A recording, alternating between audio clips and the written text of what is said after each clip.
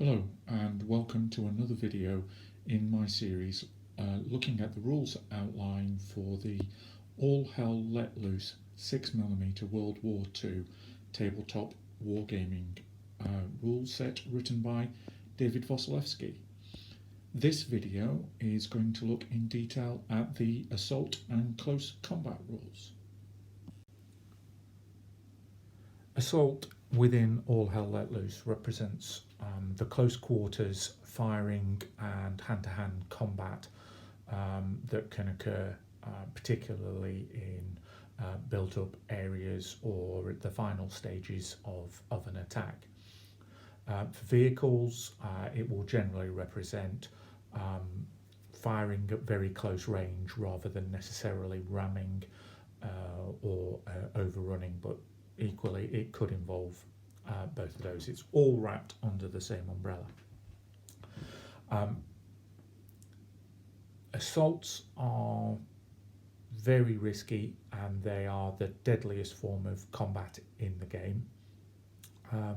Now each unit on the tabletop is considered to have a 1-inch zone of control around it. The only time that enemy units may enter that 1-inch zone of control is under an assault order. Assault orders may only be issued if a formation has successfully activated. So as long as there is no partial activation result, then assault orders may be issued to any one of a number of units within a formation. Assault orders may be issued twice if the unit successfully double activates. So in this situation here, I'm just going to show very quickly just kind of a random assault combat just to show how the mechanism works, and then what I'll do is move to some of the more complex scenarios. So when assault orders are issued, the assault order has to be issued to all the units within a formation at the same time. You can't initiate one assault and then wait for the outcome of that and then initiate a second one and a third one and so on. So every unit that is given an assault order has to be given that order at the same time. You can still conduct the firing, everything else in another sequence, and you can conduct your firing first and then start launching your assaults. However, once you've started getting into assaults, it all has to be done at the same time.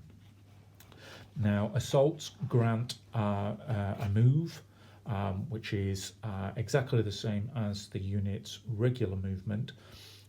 And the expectation is by finishing that movement, the units must end within 1 inch of an enemy formation. Units which are unable to end within 1 inch of an enemy formation are just considered to have moved normally. Now, when conducting multiple assaults, you are only able to attack a single unit with multiple units if the enemy has no other unengaged units, so nobody else in an assault within that particular zone of control. So in this circumstance, I am not able to gang up. This is going to be the Germans assaulting on a one-to-one basis. I will cover how ganging up and multiple units assault a single unit in a moment. But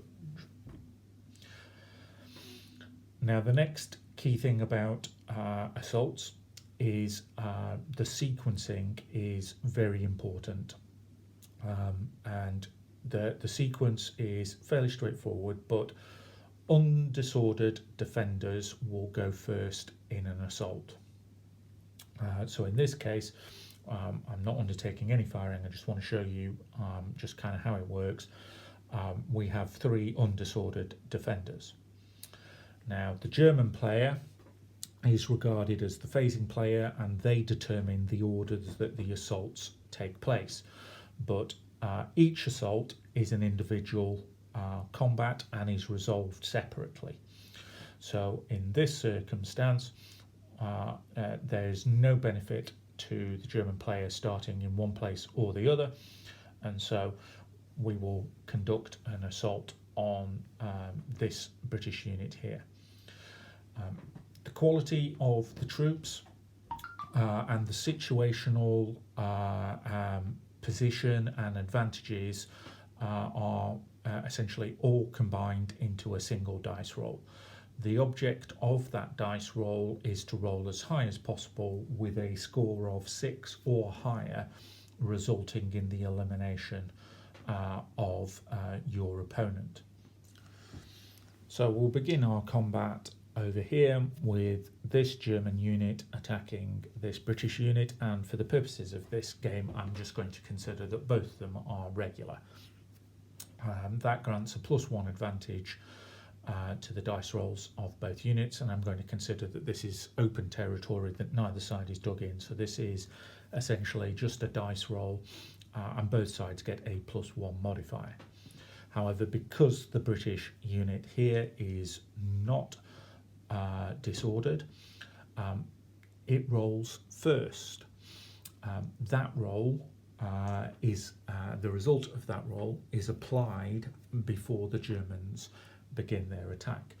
So what I'll do now is just roll, and the British unfortunately gain a 1 on their dice, which is not sufficient to kill the Germans, but what it does, because they get a +1, is it disorders them, and so the German unit picks up a disorder. The German unit will now roll its attack, having survived.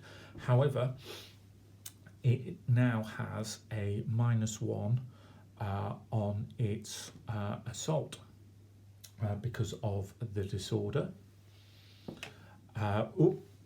So we get a 6. Well, it's got +1 because it's regular, -1 because of the disorder, but having rolled a 6, it eliminates the British unit.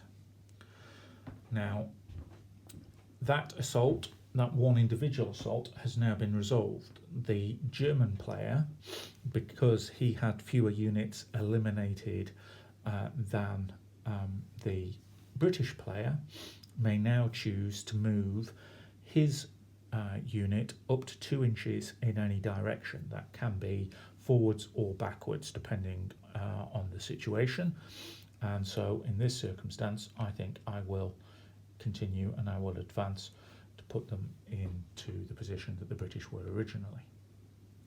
We now move on to the next assault.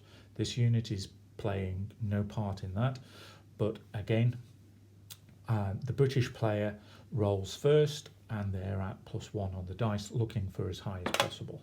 Well, the British are not rolling well today, so we get a 3, which again results in the Germans being disordered, and then the Germans roll with no advantage on the dice. It's a straight dice roll, and again looking for a 6, but he rolls 1, and the result of that is that the British are not disordered at all. They took no punishment in that assault, and again the Germans must now retire.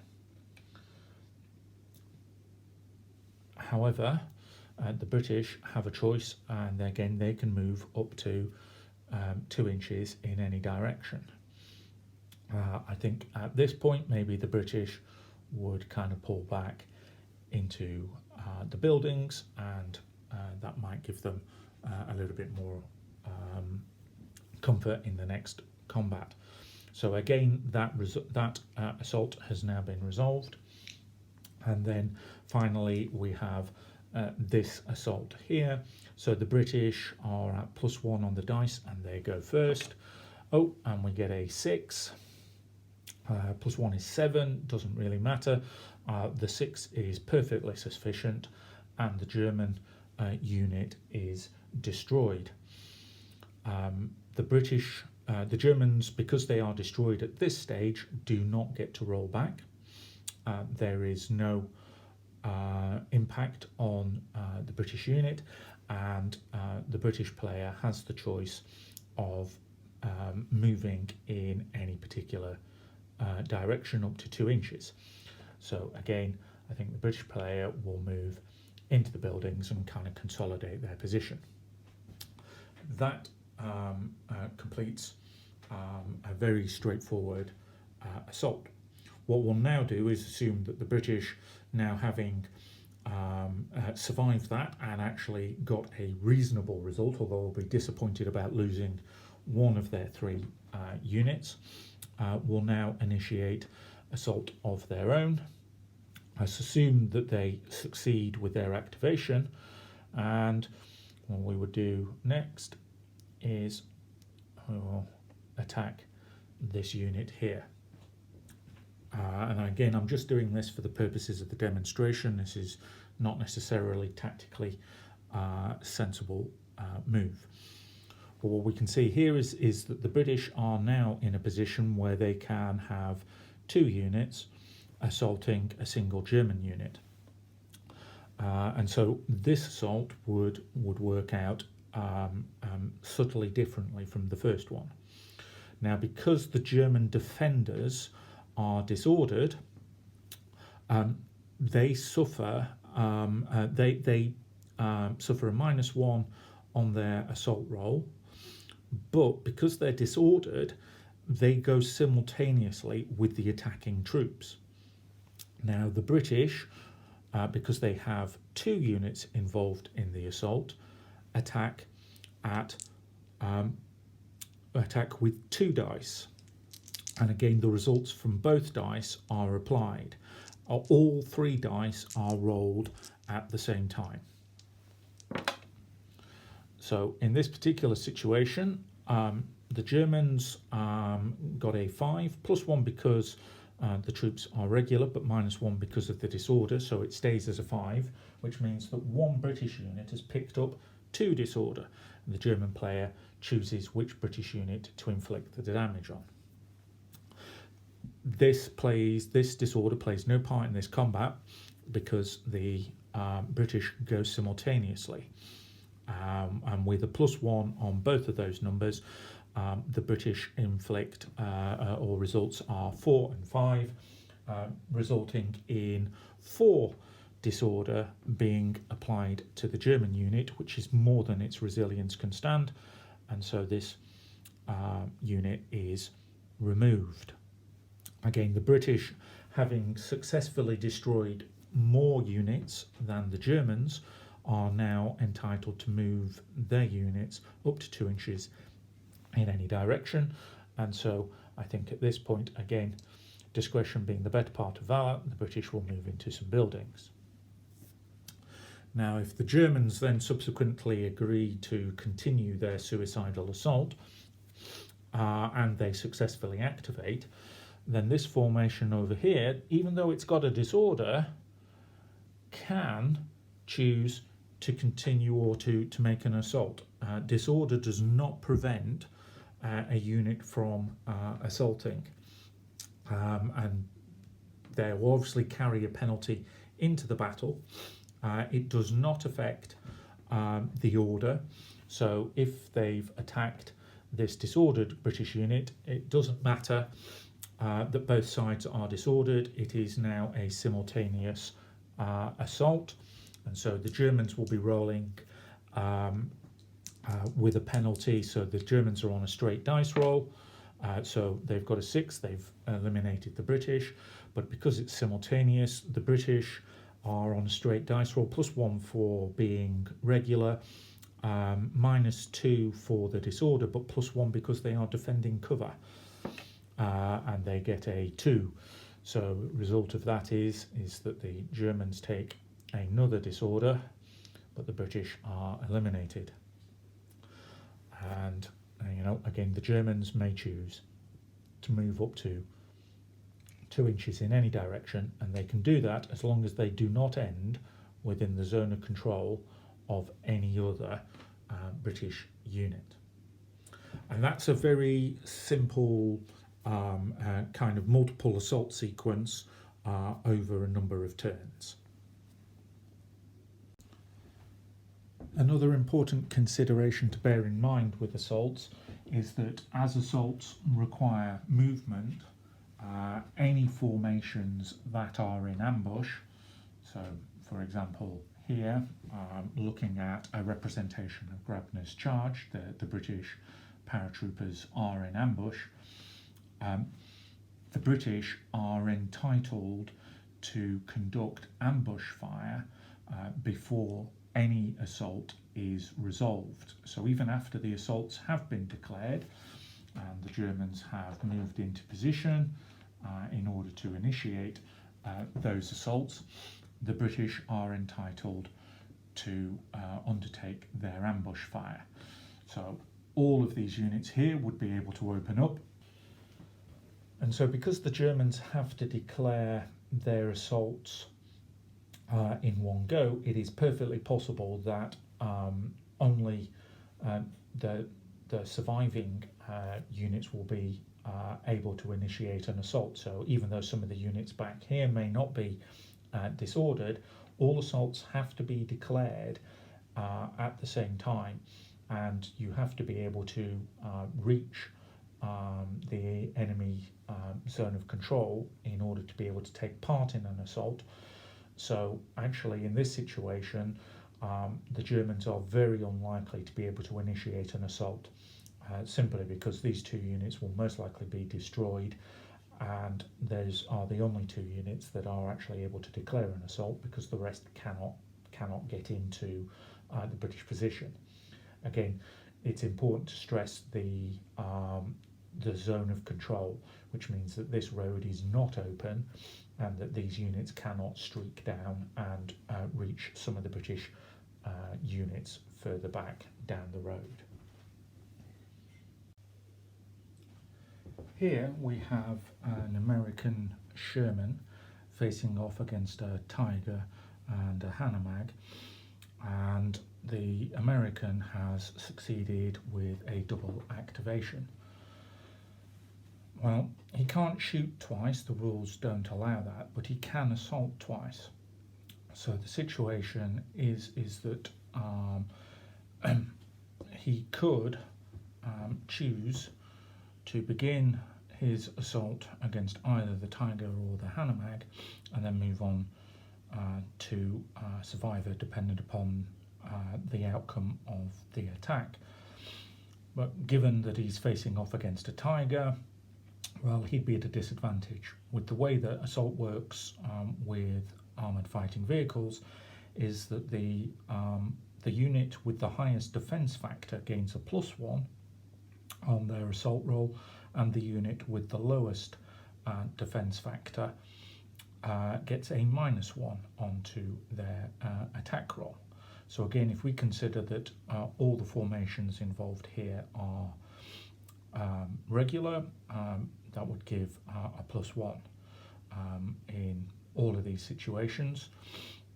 And I think if the Americans did find themselves in this position, then maybe the best strategy would be to take on the Hanomag first. And so if we move to this assault here, the Hanomag is regular, giving it a +1, but it's got a lower defence factor than the Sherman, so it's on a straight dice roll. It's not disordered, and so it will defend first. And it gets a 2, which causes the American to be disordered. But the Americans now are assaulting back. They're +1 because they're regular, +1 because they have a higher defence value, but -1 for the disorder, and so the Americans roll at +1. And they get a 5, so the Hanomag is destroyed. Now at this point, the Americans are disordered, so they are unable to fire against the tiger, but they can choose to initiate a second assault because of their double activation. And even though it's going to be very risky, well, a Sherman for a tiger might be a worthwhile move. So the Germans will be on +1 because they're regular and +1 because of their high defense value, and they go first. So with a roll of 3, that becomes a 5, and the Americans pick up 2 more disorder. And so they go on to 3 disorder. And the Americans will now fight back, and as a result of this, they are at +1 because they're regular. They're at -1 because of the lower defense value, and they've got -3 for the disorder, so they're on effectively -3 on the dice. They get a 5, which turns into a 2. Unfortunately, they've lost, but they have succeeded in disordering the German tiger. Now, the American did not win that assault, and so is forced to retreat. The Germans, again, because they've won, can move up to 2 inches in any direction, but now that tiger's disordered, potentially a retire of a short distance is in order in case the Americans go first in the next activation round. And so that's a very simple armoured fighting vehicle assault sequence. And the final assault example that I'm going to demonstrate in this video is really an assault against incredibly vulnerable troops and units. So in this circumstance here, the British have succeeded in activating, and I'm going to move these 3 units here. They've got a single activation, and they're facing German transport and soft vehicles.